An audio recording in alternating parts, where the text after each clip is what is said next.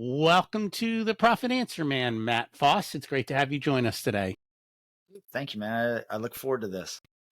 As do I. Can you share a little bit about yourself and your business? Yeah. I am a certified EOS implementer, coach, facilitator. My background is I'm a true entrepreneur. I started two businesses. I grew up in Indiana, actually, played football for Indiana University. So I've got this kind of very much let's go get it attitude. No such thing as can't.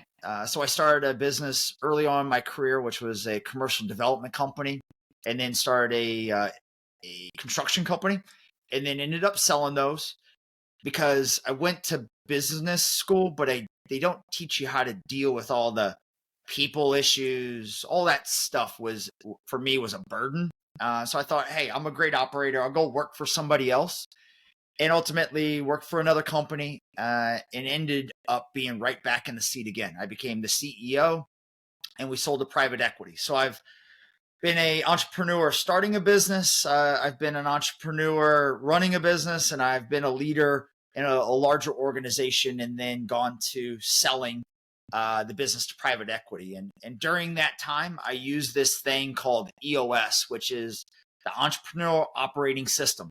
When we had a larger leadership team and we were looking to sell, I knew that I had to get a clear understanding and vision for all the people in my organization. And after we sold, I stayed on board for a little while with that PE firm and then went off on my own and became a EOS implementer because I just believed in the system. I believed in what it did, and I saw the impact it had on me, my leadership team, and ultimately the value of the business. You know, it's funny. A lot of people buy franchises because it's a system. Here's how to run your business. And Yep. what this is the way I look at it is it's a system that you mold to your business that allows you to now run your business with ease so that you're not running around with your hair on fire all the time, freaking out, and everything is systematic, organized, and done simply. The Yep. problem is you got to set it up. And this is where entrepreneurs don't like to do the work, right? But if you suck it up and you do the work, then you get to reap the rewards and Yep. things work a lot better. Now, and I think so EOS is Entrepreneurial Operating System. It's Gino Wickman's creation, I guess, in a Yep. sense. And a lot of this is actually what's in the book Traction, correct? Yeah, Traction was where it all started. Gino he took over his dad's business, and he just had this knack of being able to figure out business problems. And he took all of these things that all business owners know or have read in a book and kind of put it together in a simple. I think I'll probably say simple 10 times during this. Like, it is a simple process. We haven't overcomplicated. He made it very easy, and ultimately it's just blocking and tackling. And truly, Traction tells that story of someone like myself coming into a business and kind of working on the problems in the business, either people problems or strategic problems or data problems or issues on how we solve them. And ultimately out of that book came the Entrepreneurial Operating System. And I'm a big fan. I very much love it because I just love anytime we can implement systems because then life becomes 10x easier Yep. overall. And that's kind of the thing. So, what are the biggest challenges companies are facing that usually prompt them to say, I need to do something here? You Entrepreneurs have a really hard time asking for help, right?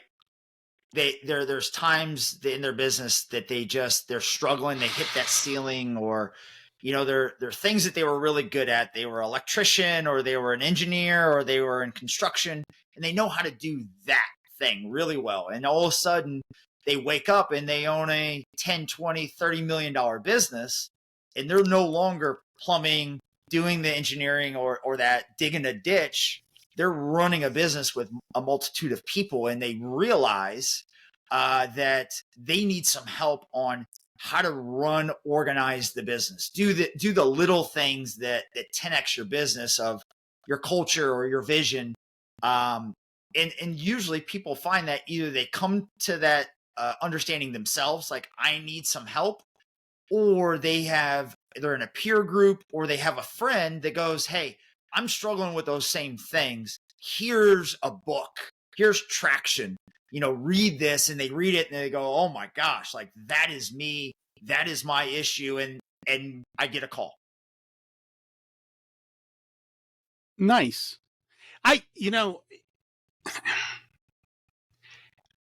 Gino in his other book, Rocket Fuel, Yep. talks about entrepreneurs, and he talks about the visionary and the person who casts the vision, brings the energy, and does all of that. And then he talks about, I guess the right word is integrator. Yep. And that is the person who takes the vision and turns it into reality. Because Yes. most visionaries can't actually get anything done. They can't turn their ideas into actionable work. And more importantly, they're bouncing from thing to thing, which is what they love to do. And you can't not let them. But if Yep. I've got 10 ideas, the reality is you can only focus on one or two. And so I think a big part of the integrator is to then say, what are the one or two that are doable and have the best return that we can then focus on? And I always tell, whenever I meet integrators, I'm like, it is your job to be the anchor on that visionary, because otherwise they're going to be flying all over, driving everyone cuckoo in the business. It's the truth. And wondering why nothing gets done. Yep. Well, I am a true visionary, right? Like I can see 10, 20 years down the road, and I know exactly what I got to do today and tomorrow to get to that end objective. What I found out was that I wasn't clear to my team on what they need to do to execute to get to that 10-year thing. And I'm that crazy individual. And I think if you're a visionary, this will hit home. Like I have glass in my shower, and I have a crayon that I will write on the glass because I think of ideas. And what would happen before I really used EOS was I'd come into my office and I'd be like, I got this new great idea. Let's go do this. And the team would be like, all right, let's go. Because I'm the owner, I'm the CEO. Like, okay, let's do what he says. Well, the problem is the next day I would write another 15 things on the glass door in my shower, and I'd come in and I'd have another idea. And my team would be, they didn't say it, but they'd be like, what the hell is the priority? Like, which way are we going? And ultimately, like, I was the dog and the business was the tail. Like, they didn't know which way to go. And when I really embraced this fact that, hey, I've got a lot of really good ideas, but there's only one of them in there that really has value. The problem when they're your ideas, you think they're all good. And it's really hard to disseminate, what's best for the business. So when you get an integrator in the business, what they do is they truly protect the rest of the team from all those crazy ideas. What the visionary and the integrator can really have this conversation and conflict saying, hey, you've got those 5 great ideas. I think this one's good, and we'll take this to the team. Hold on to those other 5 and we'll come back to them. And what I found was when we come back to those other 4 or 5 ideas a month or 2 later, I'd be like, whose idea was that? And I'd realize that, like it was a great idea in the moment, but like it was just, I was causing chaos in my own business. No, I get that. I was going to say when you came back, it would be like you've already moved on and forgotten about it. Yep. So I find a lot of people struggle to truly implement this. Yep. And I'm not sure what all the reasons are, but maybe you can kind of help us understand. So there's 2 sides to the struggle. Is And I was one of these. As an entrepreneur and running a business, you believe you can do anything, right? So a lot of people try to implement EOS in their business while running the business. And there are people that are successful doing it, but they have to be full in and they have to understand what they're implementing, because where I struggled was I tried to implement it, and then the naysayers in the business or people that had questions would come and say, "Oh, well, how does this work?" And I wouldn't have the answer. And what it would do is it would, the confidence of the system was degraded because I didn't know it. And once I hired somebody like myself, and this isn't a plug, but when I hired somebody, I didn't have to worry about knowing the system. I was just learning it. So I'd say that's one. And there's plenty of self-implementing companies out there that do a great job, but that's one fail point. The second is that owners, operators believe that EOS is like the silver bullet. All right, I'm going to hire Matt, or I'm going to implement EOS and it's going to change all the problems. And if they're not invested as they have to be with you, like, hey, you can give me financial statements, you can give me a cash flow statement, but if I don't actually do the things that I said I'm going to do, like, it's a wasted piece of paper. So I think those people that come in looking for a silver bullet rather than going, this is going to be a 2-year work, a true workout that every day we're going to get better and better and better. And we're going to see us getting stronger and stronger every week. Like, that's the mentality you have to have. And then you're going to have those dips up and down, but ultimately over a longer time frame, you're going to see the massive growth. And I appreciate that you said, it's 2 years. This isn't overnight success. It takes work, and you've got to continue to work at it. And you have to be committed to it. And not only do you have to be committed to it, but I think the entire organization has to be committed to it. One of the cool things that I like is in the book, it says everyone has a number. Yep. And basically, it's about the fact that everyone's got a goal that they understand and know what they have to do to be successful. And all those things roll up to make the company successful. One of the things that I see, depending on the business owner, is sometimes we pick the wrong metric to measure. And we will get what we ask for. And sometimes it creates massive unintended consequences. Yes. And I think the cool thing, though, is if with everyone having a goal and a number, I call them the thumbs up, thumbs down meeting. You can meet very quickly every week and go, hey, how'd we do? Thumbs up, thumbs down. And you're just looking at the result and you know exactly, was it right? Was it wrong? And if it's 1 week, okay, but if it's a trend, then we know we have a problem. And the other thing I love about it is the right people in the right seat with the right capabilities, desires, and love of doing that job. Because too often we put all the wrong people in all the wrong seats because I need somebody and you're here and you're okay at doing it. Yeah. I'd love for you to kind of comment on those two big topics of right people, right seat, and then right measurements with quick, easy meetings. Yeah. So I'll kind of start with structure first. You led into, hey, we just need to put a butt in the seat, right? Or, hey, we're going to hire Rocky because he's really good. Do we know what he's going to do? Now let's just bring him in. We know he's going to help us. What I focus on is what's the right structure for the organization first to where we want to go in the next year. And we don't have any names at all. We just know the seats. And then ultimately we detail out what each one of those seats, what their core roles are and what their objectives are, right? So very high level, what is this seat accountable to do? Because I think that's one of the biggest things in both of these scenarios is everybody wants their team to be more accountable. Well, accountable to what? You're just not, what you have to be unbelievably clear is what does the seat look like? And these are the things you have to do to have success. So if we look at have the right structure and we've got, 100 people in our organization, and we have all these seats, and we're like, yep, that's the right structure. Then you start putting in the people, and you realize you have to look at people in two different ways: right person, right seat, like you said. And the right person is based on your values. So if you have clearly defined values, which we do in EOS, and I walk all my clients through it, you have clearly defined values.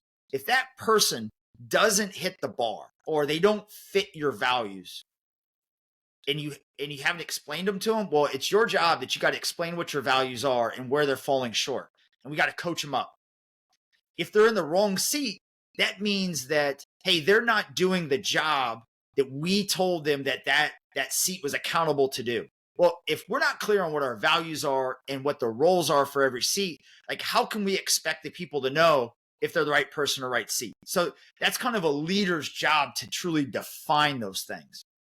And when we find somebody's not in the right seat, we got to look, are they the right person? Yes, they are. Like, Rocky fits our values, but he's not in the right seat. Well, is there another seat in the organization that better fits their unique ability, right? The Dan Sullivan unique ability. Let's make them happy and let them enjoy that seat.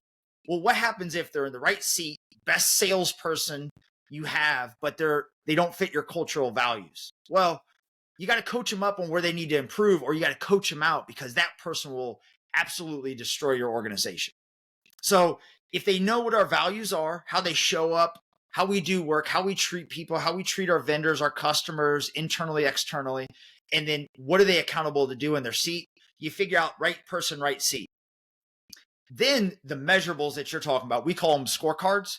I help clients build out these scorecards. And what that does is somebody knows every day I'm going to come in, and if I do these things, and at the end of the week, you need me to make 100 phone calls, and I make 110, like, that's good.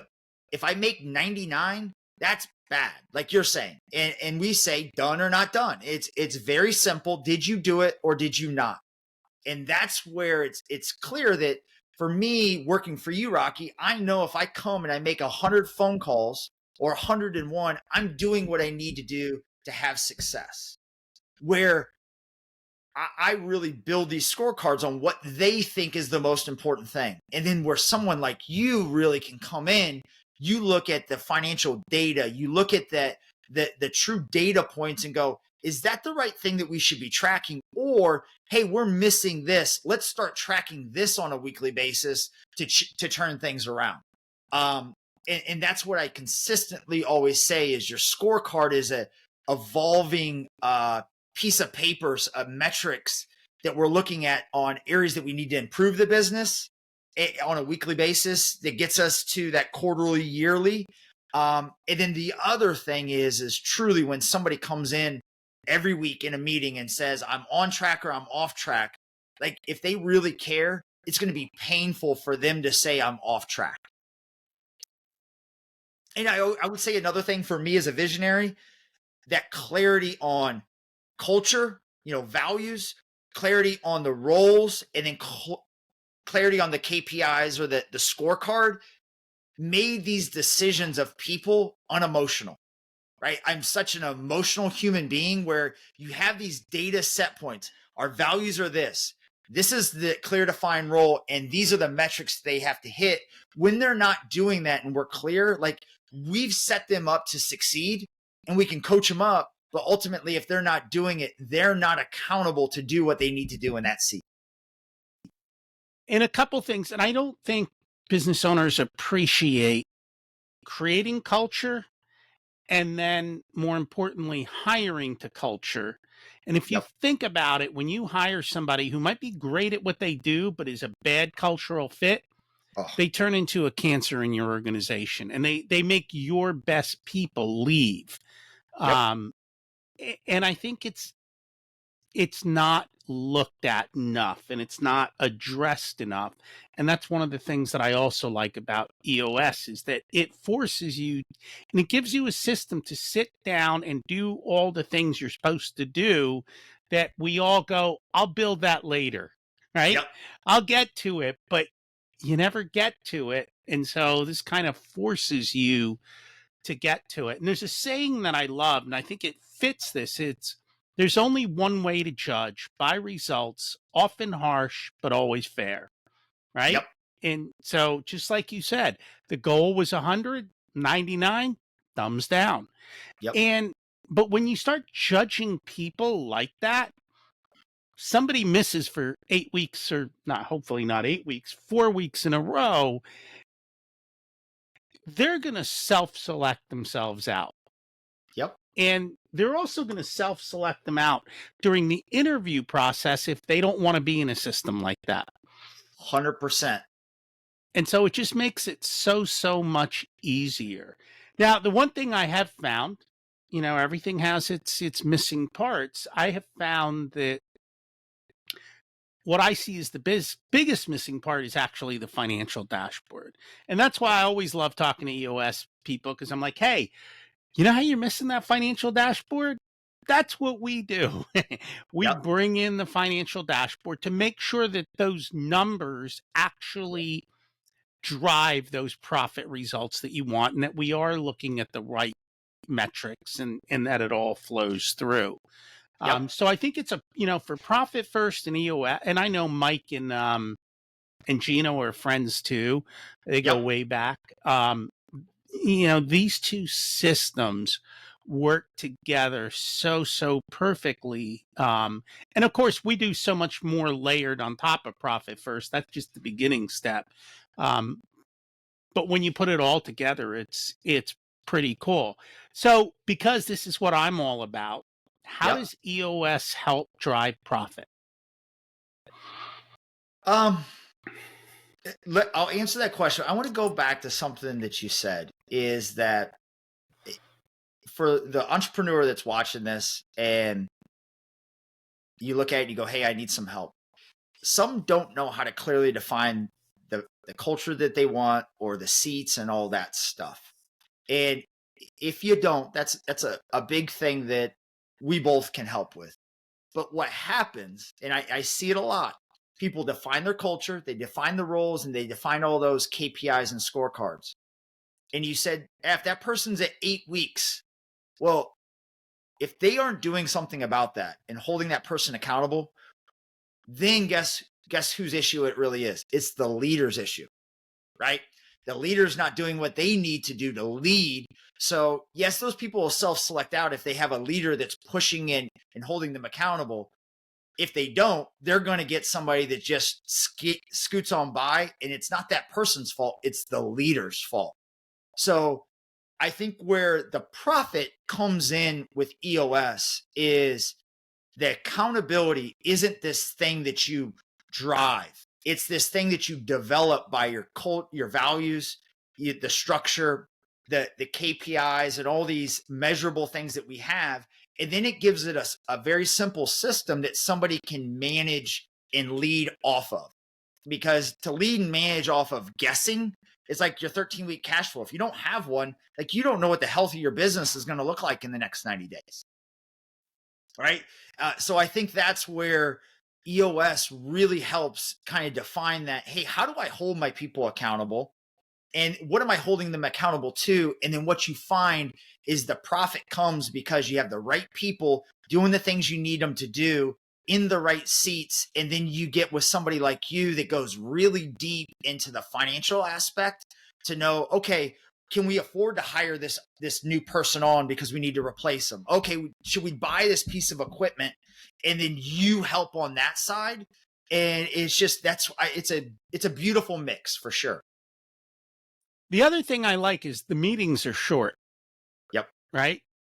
These are not hour-long meetings with your staff. How quickly do most meetings run? So we have an L10 meeting. We have a 90-minute meeting, right? So you're getting through the key things and you're solving some issues. But what we really do is we cut down on having 6 meetings a week, right? And we cut down on the fact of, hey, Rocky, do you just have 5 minutes? Right? Like that it makes you pull your hair out when somebody comes in, and what I always say, they take the monkey off their back and put it on yours. And you're like, oh God, how am I going to get all these things done? Where you put it all into a meeting and you have a productive meeting that has outcome based in what we're going to do. And then as you get down through the organization at a departmental level, it can be 60 minutes.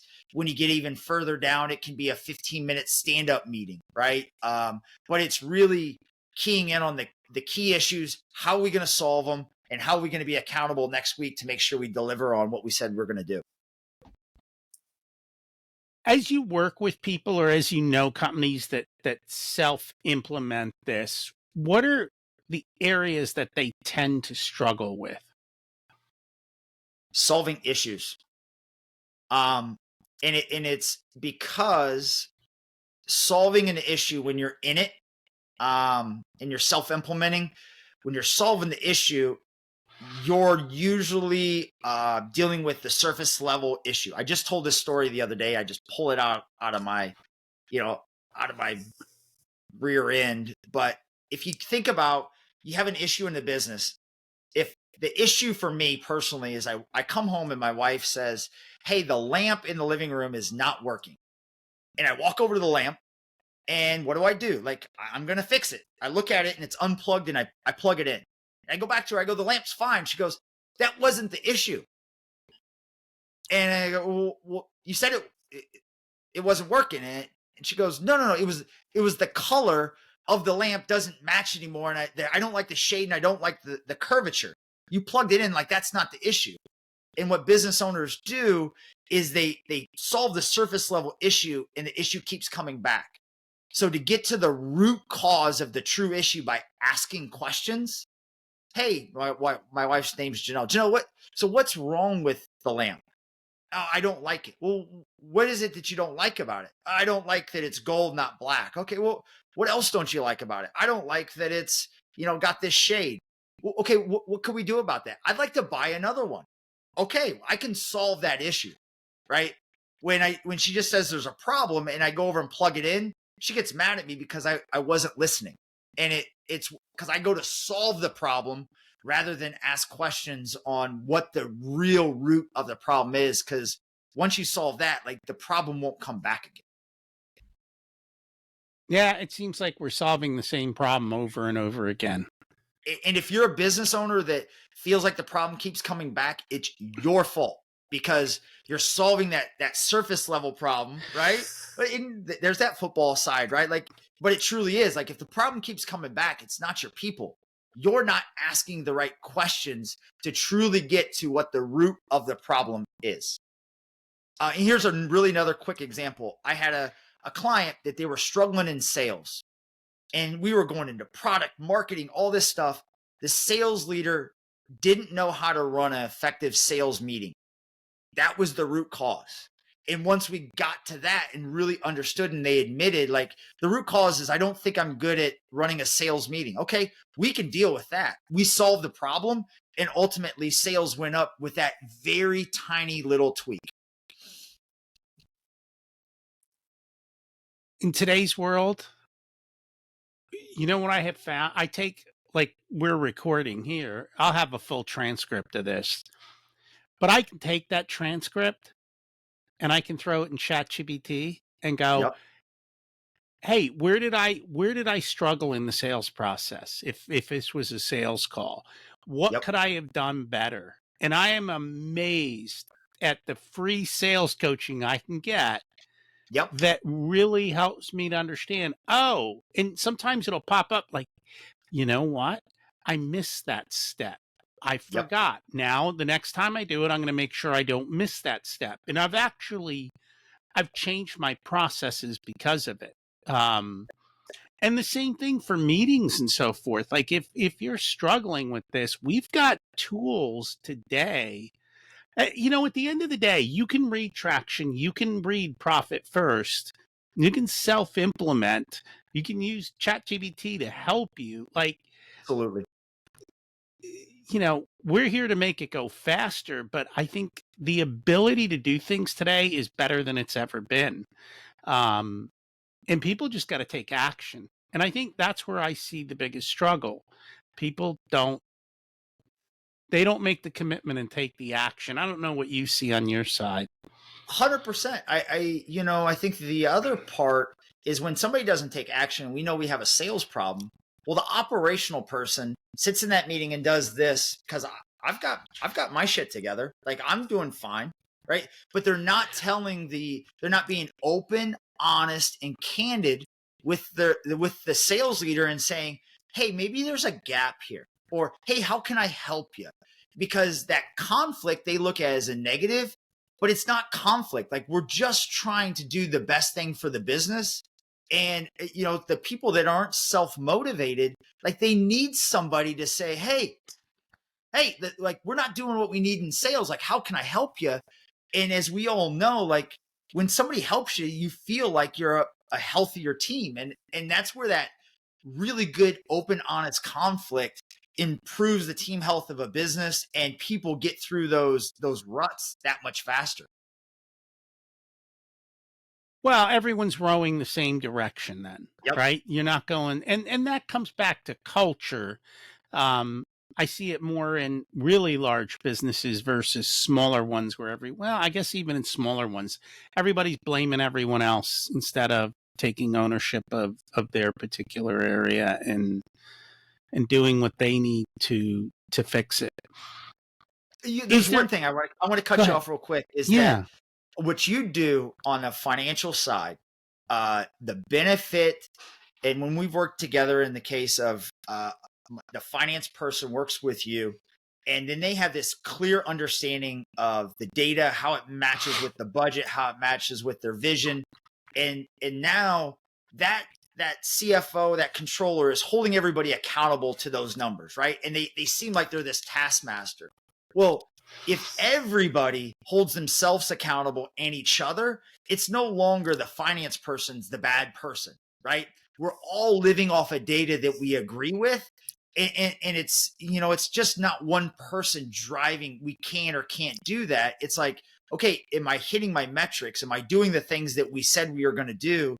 And then we work through it as a team. It just doesn't have to be this one-sided, like bad entrepreneur owner telling everybody, or the finance person telling them no. No, and I get that. I think one of the things that I see is you get a business owner who's been successful, right? They've got millions of dollars in sales, but they didn't build a good foundation. Yep. And so now emotionally, I tell people you got to get financially naked in front of me, right? And in your things, you're coming in and saying, what are your roles and what is your vision and, what are your systems and processes? How do you address the emotional side of the people having to, in a sense, they have to admit to themselves, I really didn't know how to run this business well. And the truth is, most entrepreneurs don't until they admit it and take the steps. And it's not something that's really taught in college. You have a business degree. I have a business degree. They don't teach you how to do this stuff. Nope. What do you say to somebody like that who's afraid to take that step because of where they're at? Well, the first time I think we ever really met each other and talked, we talked about this, like a client's either a fit or they aren't, right? I'm evaluating a client, hopefully just as much as they're evaluating me. And if somebody is willing to say, I've got an issue and I need help with it, like that for me is the first step. Like they're open and they're willing. But when I know they have a problem and they're not willing to admit it, I know that they're not going to actually put in the work to get there. And if they've already made millions of dollars and they don't have a foundation, and it's not important for them to be able to build that foundation or solve some of these problems, like that's just not a great fit. And I'm not going to try to get through to that individual. I'm going to go to the individual that says, I'm struggling. I don't know. I need help. And, when that other person is ready, like I'll meet them where they're at, but ultimately I'm not going to force anything on anybody that they don't want. And I don't think it's about forcing anybody on anything. I think it's more just helping them feel safe enough to say, I need help. Because here's the thing, I look at their numbers. They might have millions in sales, but they don't have much to show for it in their pocket. And that's the reality of it. We see that way too often. So it's more helping them be safe enough, creating, I guess, the safety for them to say, look, I need help with this. And also realizing this is real. Like, it's normal for most business owners. Yeah. So then, and I'll turn that a little bit is I agree. Like I will ask really insightful questions to see what their response is, because if it's building that safety that they can openly communicate and talk about problems, like yeah, I'll use myself as an example, how much I've messed up, the clients that I've worked with, like where people started, where they got to, and then ultimately they look at it and go, oh, it's not just me. Because that's what most entrepreneurs in business, they feel like what they're going through is they're just going through it. And a million business owners before them have gone through that same exact thing. It's just like you said earlier, they have to be willing to take action. And that action is asking for help sometimes. And that it is. Yeah. And of course, as we said before, they can do it themselves. All I care is they figure it out in whatever way that that they need to. If people would like help and want to reach out to you, what's the best way for them to find you and your work? Well, I think I do a lot on LinkedIn. So if you go to Matt Foss, MATTFOSS 37, that's my LinkedIn. You can get all my contact information. But ultimately, if you go to my website, it's eosworldwide.com/Matt.Foss, FOSS. And you can go to my website and learn a little bit more about me. And if you need to contact me, you can do it there. Cool. And we'll make sure to put those in the show notes. Thank you so much for joining us today. It was a pleasure. It was great seeing you, man. Thanks for listening to this unedited video of the Profit Answer Man podcast. If you'd like to catch the full episode and learn more about what we do, check us out at profitcomesfirst.com.